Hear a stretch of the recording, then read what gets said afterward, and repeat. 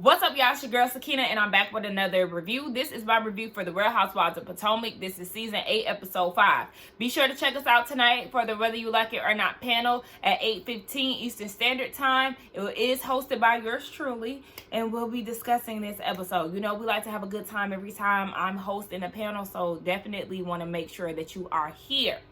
Anyway, let's go ahead and get into this review, right? So the episode opens up with Ashley, Mia, and Giselle. And they're preparing for this Austin trip hosted by Ashley. I was a little thrown off when I watched the trailer for this episode last week because I was like, they're going to Austin. Usually, you know, they prep us for that on the previous episode. We didn't get any talks of a trip last episode, so I was a little confused. But here we are. We're introduced to it. First scene within the episode. Ashley said that she was there about 3 months ago hosting a drag show or a drag something.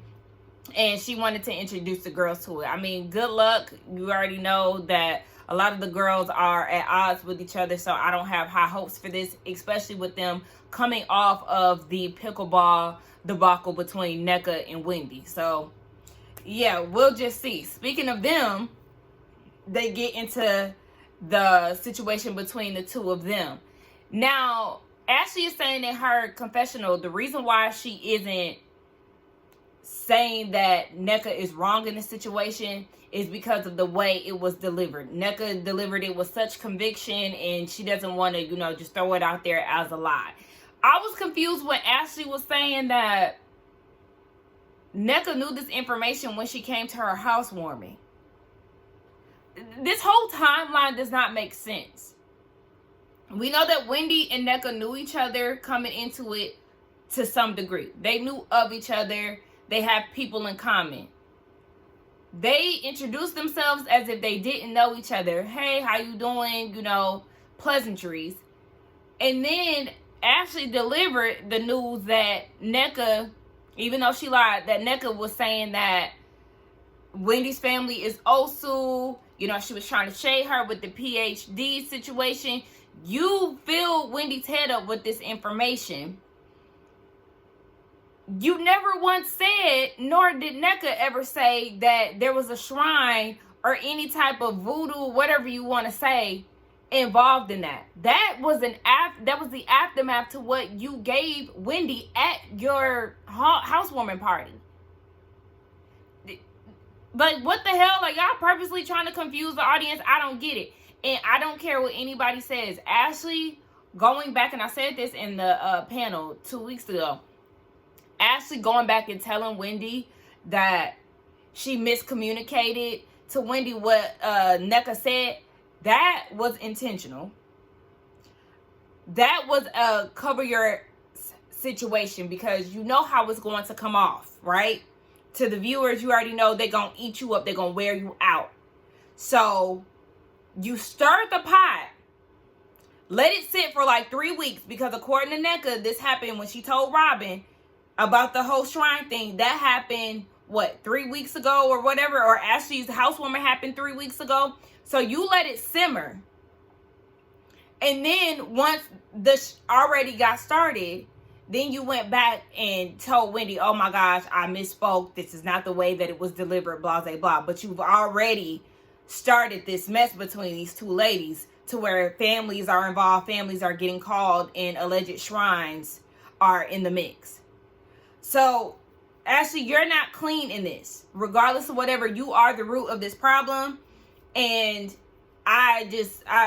we'll just have to see. But I feel like they're purposely trying to throw us off of what's going on. And I just don't understand. So, it's Giselle saying that Wendy is acting like she doesn't know what her mom is doing. And she knows exactly what her mom is doing there. And they're all working together for evil. Giselle, do you know the evil behavior you've displayed and the evil things that you've said and done on this show for the past 8 years? Of course, you're going to run with this narrative because we know your MO. When it comes down to a situation that involves a person that you don't like, you're going to ride that situation down to the ground until you see the results that you want. whether it be that person is no longer on the show, that person is isolated, whatever the case may be. So of course you're going to believe everything that Nneka is saying. Now, me personally, I do feel like, with having a close relationship with your parents, you have these conversations with them about how somebody wronged you. Mama came after Mia, okay, on Twitter. So it's not far-fetched that she would reach out to the cousin-in-law in regards to Nneka. Okay, I wouldn't put it past her mom. Like I said, the conversation that they had, it did not sound like she was trying to cast any evil on them or anything of that sort. It just sounded like a really religious person's response to me. But I know I did say that Wendy did look surprised, like she didn't know what was going on. Now I'm thinking about it, it's like, yeah, that is your mom though, and you already know what she's capable of. I don't believe that you just don't have any idea at all that your mom reached out to Nneka's family in regards to it. I don't, I do feel like Wendy may have some information on that.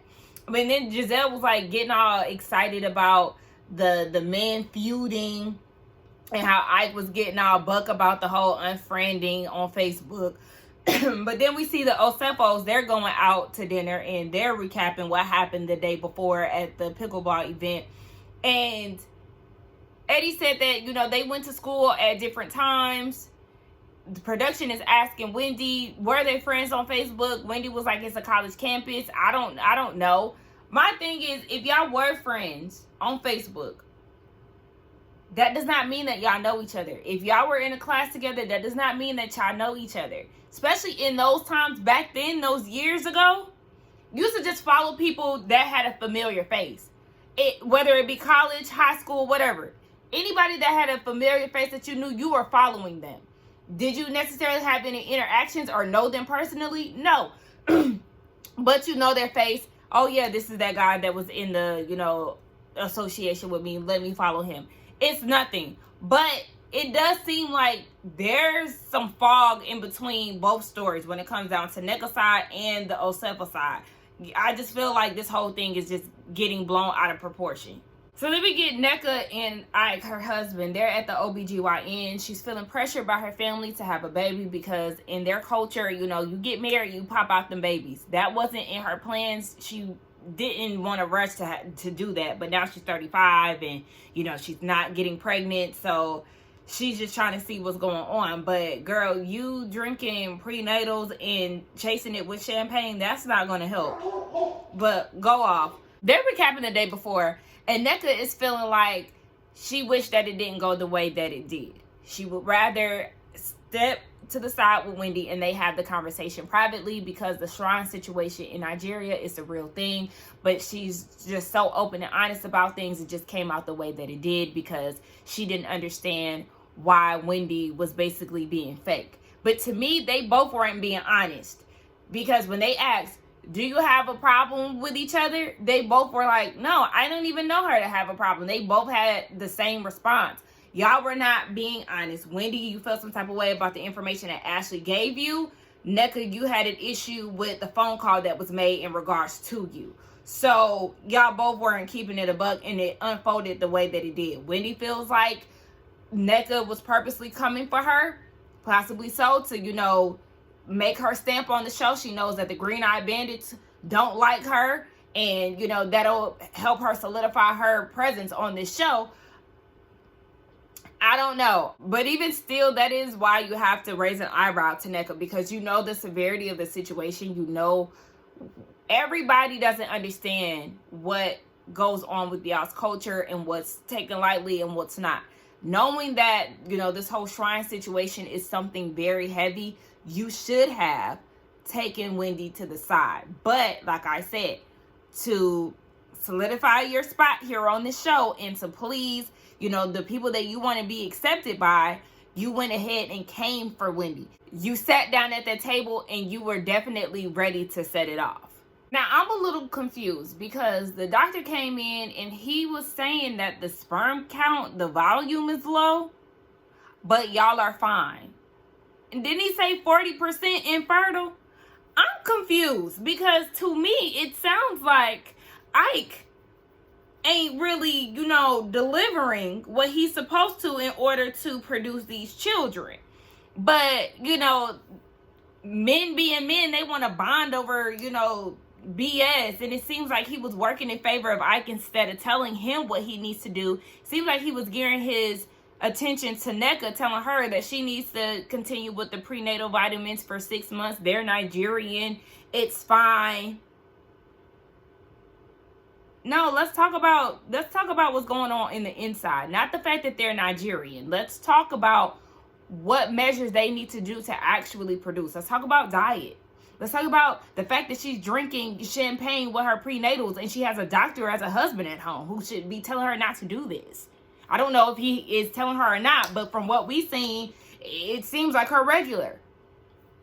Yeah, there's definitely things that are preventing you from having the kids that you want, and it really sounds like it's your husband and you. It's both of y'all. Y'all not doing what y'all need to do. Mia and Gordon, I think they're in therapy. I honestly don't know where they were. I was like, okay, is this a financial advisor or is this therapy? But I think it's a therapist because they are having some issues within their marriage. Obviously so, because they're going through so much. They lost the business and, they had to downsize and the money is dwindling and all of that. So Mia wants Gordon to retire. She feels like, you want to be a part of the kid's life. Now is the time for you to do that. Just go ahead and retire. But he said that he's a go-getter and he's ready to, continue on with the business. He said that he was almost to a point where he was set. But, then he got kicked out of the business. And that just kind of shot down the things that he had planned. He's filing this lawsuit against his family because there's money owed and all of that. But Mia's like, well, there's another incident that went down. A few months ago, they were selling a company and they hired a lawyer to manage the sale. The company sold and the lawyer was saying that he was going to hold the money for escrow and then he was going to give it back to them.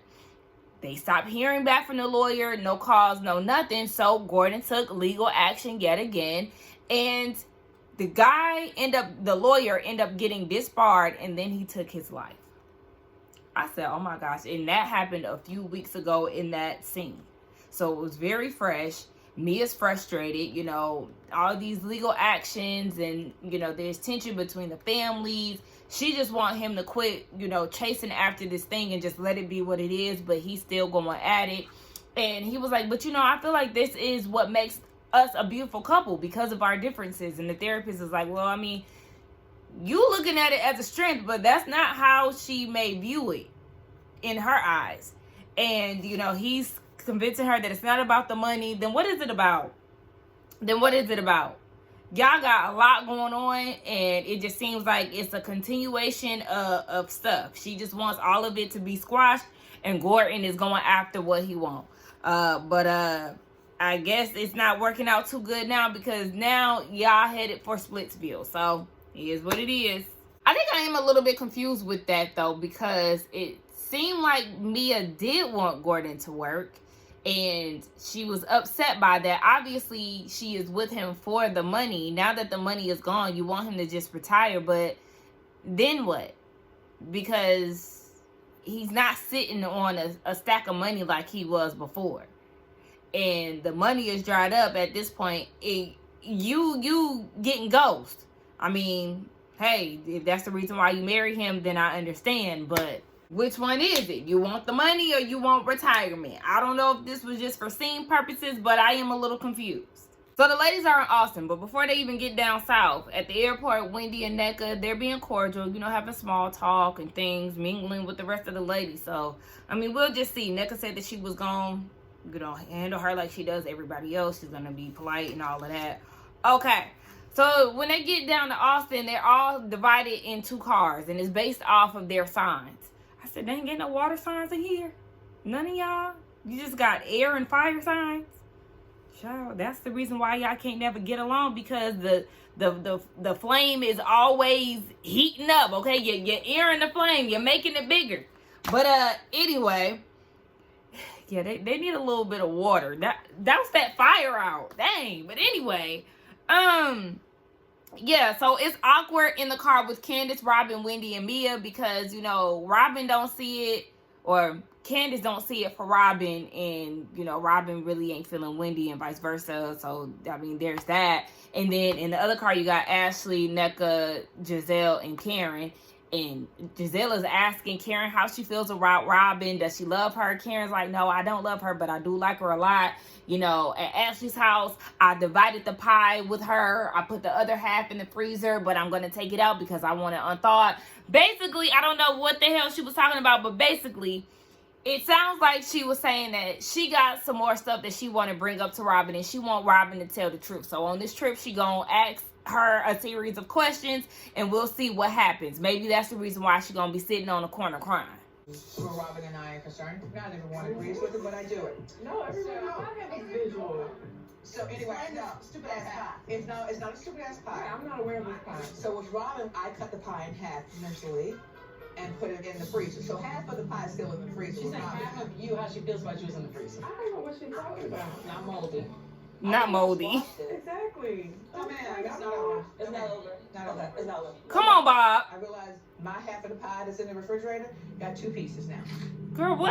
Yeah, I cut it in half. I cut it in half right now. We're down to 1/2 of the half in the freezer. That would be a quarter. I liken Robin to a damn pie.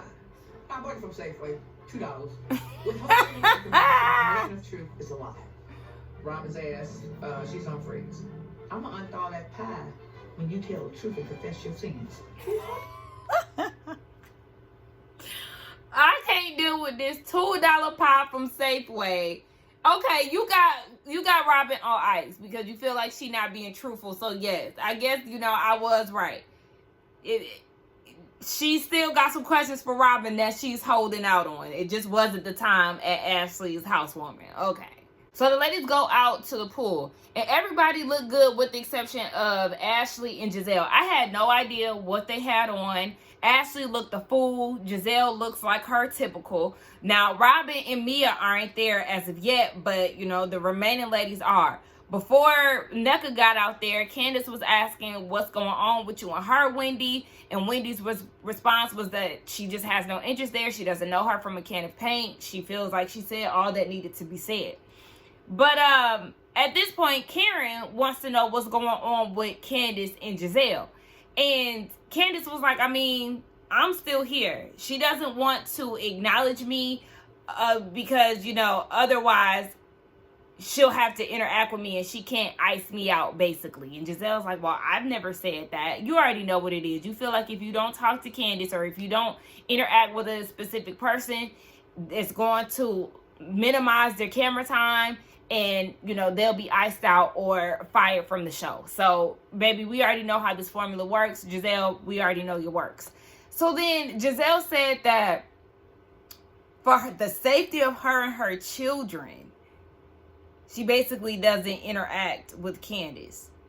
I said, oh, so you're going to play that card? The safety of you and your children? What do you mean by that?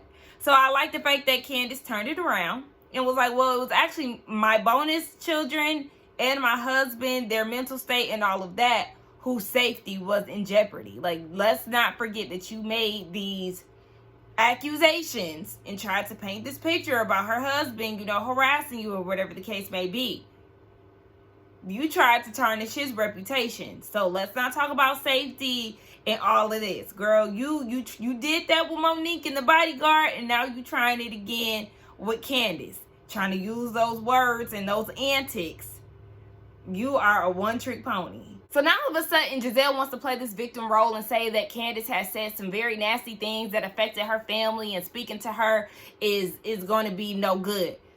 Giselle, you've said and done very nasty things. You're not a victim here. You plot and scheme every season. This is what you do.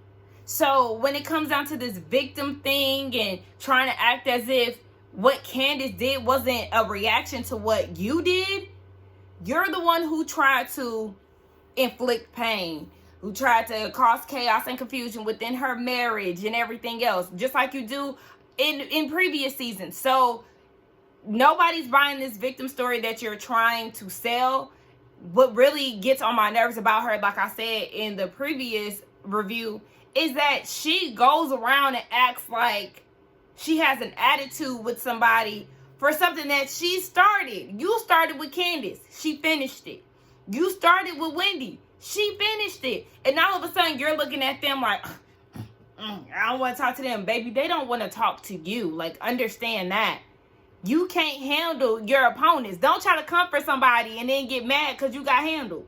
So then we get this quick scene with Mia and Robin. They're walking and having a conversation. And Mia tells Robin about the lawyer that took money from them and took his own life. And I do feel like, you know, even though I can't stand her, I do feel like Robin is definitely the best person to talk to about this, because she does have experience with a situation very similar to that. You know, somebody wronging them, stealing money, and then taking their lives. So it was Mia saying that, you know, she's feeling guilty because had they not done the investigation and found out that the man was taking the money, he wouldn't have been disbarred and he wouldn't have taken his life. I immediately thought that that's his problem. He was doing wrong. And I was with Robin. It probably wasn't his first time doing that. So yeah, his demons were definitely going to catch up to him. And that's what happened. He couldn't deal with it, so he took his own life. He couldn't live with all the evil that he's done. And that's just that. I understand he has a family and all of that, but he behaved in the way that he did and ultimately drove him crazy to the point where he decided to no longer be here. So I understand that Mia is stressed about it, rightfully so. But at the end of the day, don't carry that man's burdens on your shoulders. This whole dynamic here, you got Candace, Wendy, and Karen on one side, Nneka, Ashley, and Giselle on the other side. It's awkward. It's awkward at this point. Chop it. Come on. Let's shake this cast up. It's been 8 years. Majority of the cast has been on the show. And at this point, them continuing to be on the show is no longer a flex. You know, the fact that they were able to keep, you know, a certain amount of original castmates for this long is no longer a flex. Robin should definitely be the first to go. I understand that y'all probably not going to get rid of Giselle. Mia could go. It's a few people that could definitely go on this cast and, you know, make it better, because this dynamic, it doesn't work. It's a clear divide. And then you got Karen, who is trying to be mother hen, but bringing Giselle up in all the conversations. Why is Giselle being the topic of discussion right now? Like, yes, you discuss what's going on between her and Candace. Okay, that's that. But why are you calling on her yet again in regards to her being quiet at pickleball? Don't nobody give a damn about Giselle being quiet. She can stand to be quiet, because every time she open her mouth, it's to cause chaos. So anyway, yes, Karen is saying that she wasn't talking when it came down to pickleball, and she was like, yeah, because this witchcraft allegation, you know, that's something serious. So Candace is trying to get down to the bottom of it. And Nneka said that, yes, she believes what was said is true. Now, Giselle reminds Wendy that, yes, her mom also came for Mia. Speaking of Mia, her and Robin, they joined.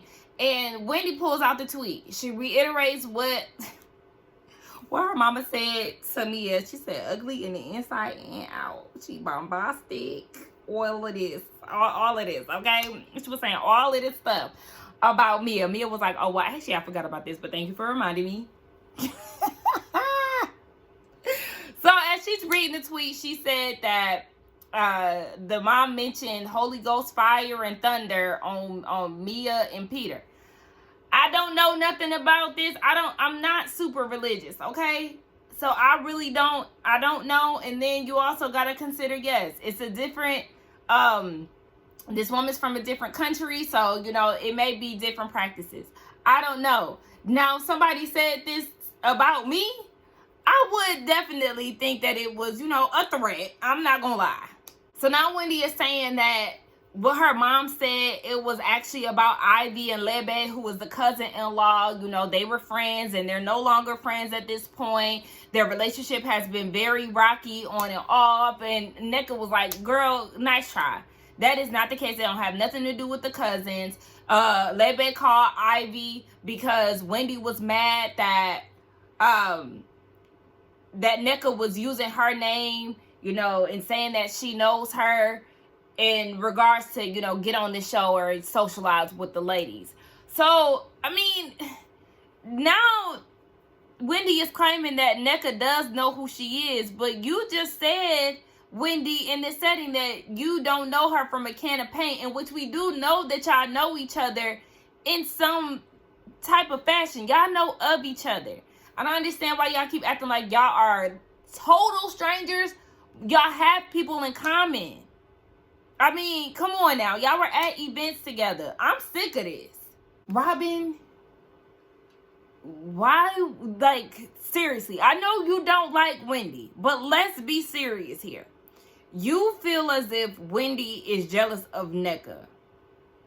In what capacity?